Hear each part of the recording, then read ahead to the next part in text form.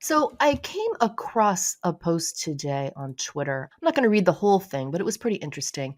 It was just they were answering what they thought happens when a person dies. Again, I'm not going to read the whole thing, but it was just about how you go afterwards and you're greeted by angels.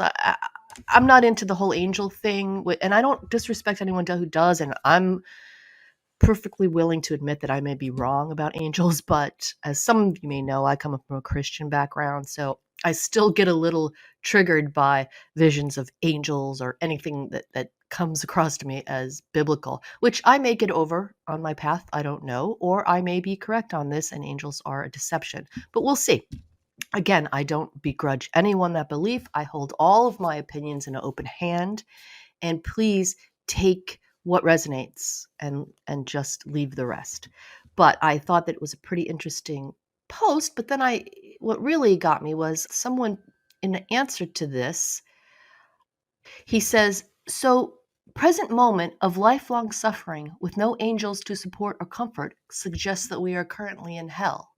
Because the other post had said, when you die, the angels come around to support you. So this man is obviously suffering, which I feel terrible about because I'm an empath. I could instantly feel the pain he's going through. And to be perfectly honest, I'm going through some difficulties right now. So it's particularly triggering.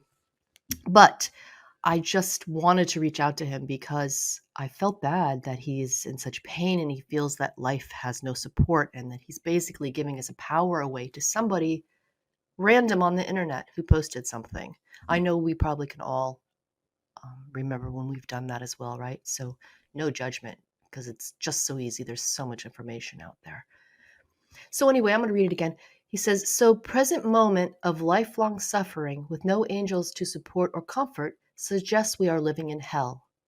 Then he spells out hell, HEL-LO, and then goes on to say, why is that how we greet others? Hello?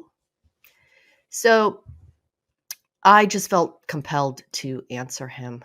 So what I consider this to be a download because it didn't come out of my mouth exactly. The words just kind of flowed.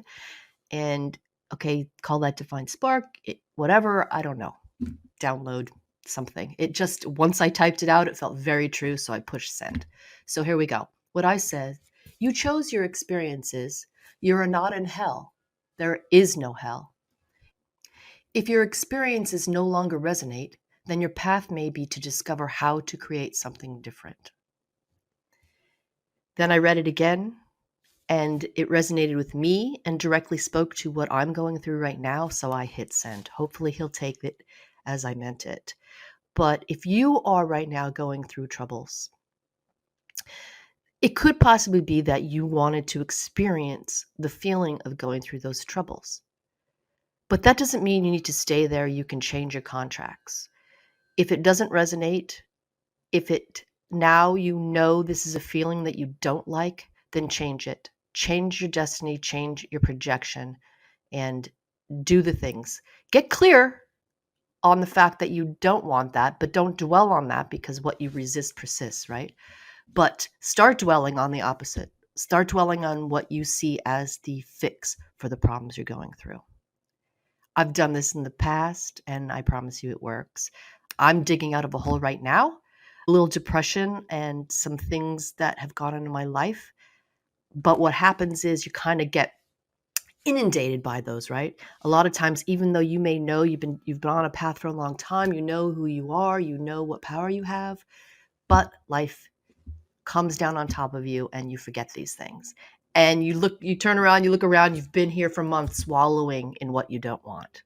So this is a message for me as well as it is a message for you. If you want things to change them. All right. Talk soon.